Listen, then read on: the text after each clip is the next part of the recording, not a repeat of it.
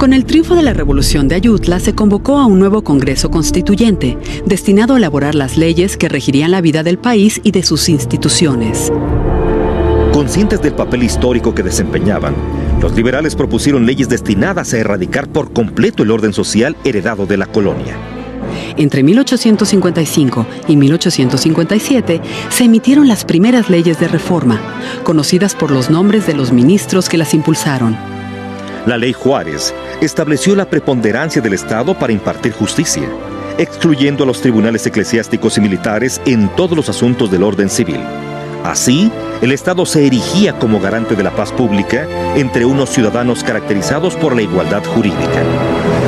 La ley Lerdo obligaba a las corporaciones civiles y religiosas a vender gran parte de sus casas y haciendas, con el propósito de crear un mayor número de propietarios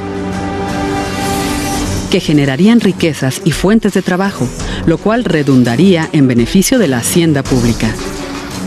La Ley Iglesias estableció el carácter gratuito de los servicios religiosos para los pobres, evitando con ello su mortificación y endeudamiento al pagar por la celebración de bautizos, bodas y funerales.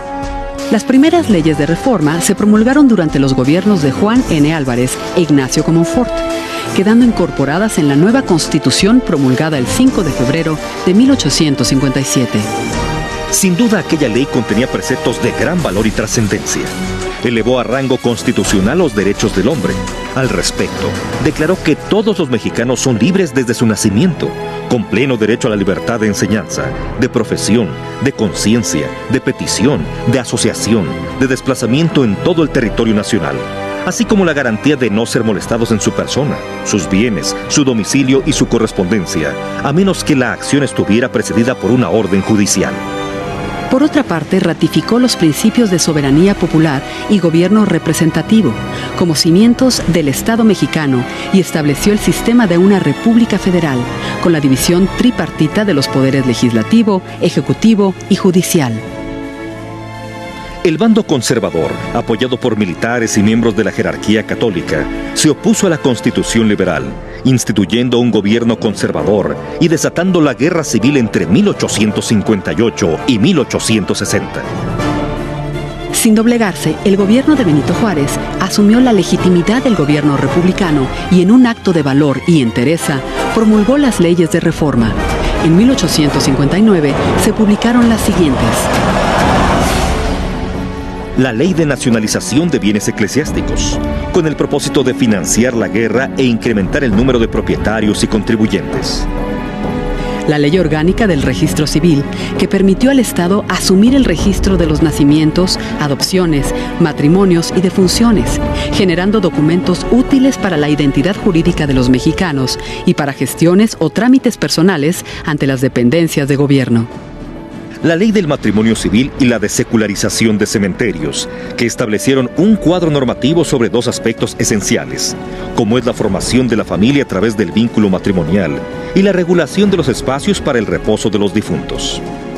Mediante la Ley de Días Festivos, se asumió la tarea de programar e instituir un calendario cívico-religioso, común para todo el país, que permitiera el ejercicio de las actividades económicas, el despacho de los asuntos públicos, el disfrute de los días de asueto y la realización de los ritos y fiestas principales del culto católico. En 1860 se decretó la Ley de Libertad de Cultos, que facilitó el camino para la tolerancia de las confesiones religiosas, con la única limitante del respeto a las creencias de los demás, así como la preservación de la moral y de la paz pública. En 1861 se promulgó el decreto sobre la secularización de hospitales y establecimientos de beneficencia, con objeto de administrar las casas e instituciones dedicadas al auxilio de la gente necesitada, a la vez que permitiría establecer nuevos orfanatos, comedores públicos, hospitales y asilos de apoyo a los pobres, los huérfanos, las viudas, los ancianos y los desvalidos. Finalmente, en 1863, se decretó la supresión de las comunidades religiosas, toda vez que el pensamiento liberal partía de la preeminencia de los derechos naturales e inalienables del individuo. Durante la presidencia de Sebastián Lerdo de Tejada, se incorporaron a la Constitución las leyes de reforma, por una ley emitida el 25 de septiembre de 1873. Se consolidaba así la separación entre la Iglesia y el Estado. Para nuestro país, las leyes de reforma representaron el intento más decidido de los liberales para instituir una sociedad regulada por el Estado de Derecho.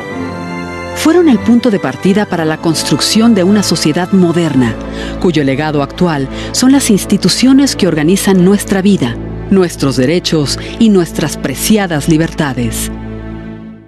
Bicentenario de la Independencia Nacional, Centenario de la Revolución Mexicana, Gobierno Federal.